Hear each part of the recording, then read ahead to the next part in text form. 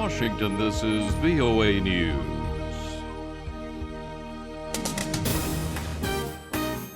I'm Steve Norman reporting. The Islamic State claiming responsibility for Thursday's attack in Nice, France.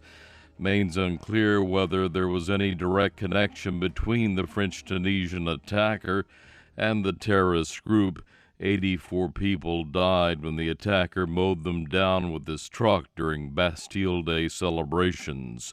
More now from VOA National Security Correspondent Jeff Seldin. Behind the lines of red and white police tape, investigators sifting through the wreckage began shedding light on the man behind the tragedy.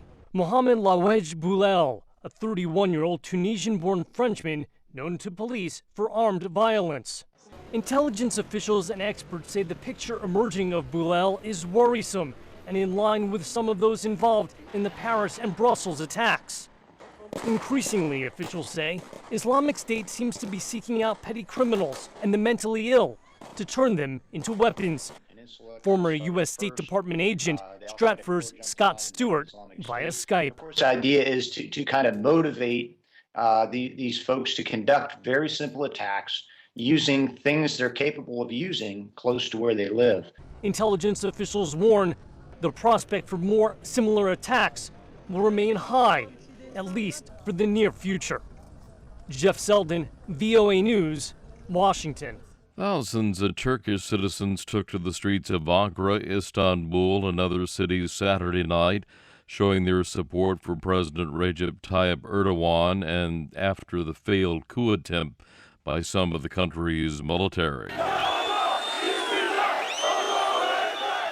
Reports about how many people were killed in the clashes during the coup attempt have varied, but the latest number available on Saturday night was 265 dead, including many civilians. Get more on this story at voanews.com. This is VOA News. Scores of demonstrators in Vietnam's capital gathered to support an international tribunal's rejection of China's claims in the South China Sea were hustled away by police before their rally started. Vietnam has a history of clamping down on protest, fearful the rallies could stir dissent. The Hague-based Permanent Court of Arbitration recently ruled against China in a case filed by the Philippines about China's historical claim to about 90% of the South China Sea. China refused to participate in any of the hearings and said it would not comply with any decisions by the tribunal. 6 governments have overlapping territorial claims in the South China Sea. They are China, Vietnam, the Philippines, Taiwan, Malaysia, and Brunei. Protesters marched in the Australian city of Melbourne today in show of solidarity with the Black Lives Matter movement. More than 3,000 people took part in the rally, which was monitored by a large group of police. Liz Cambridge is a professional basketball player. To be honest, it's hard growing up a person of color in Australia. It doesn't matter if it's here or America. Indigenous Australians get arrested every day for things they do not do. And it's right here. Look at it. Look at everyone coming together right now. This is so important. For every country, darker people are treated badly. Why is that? Why is it to be a person of color you get treated badly?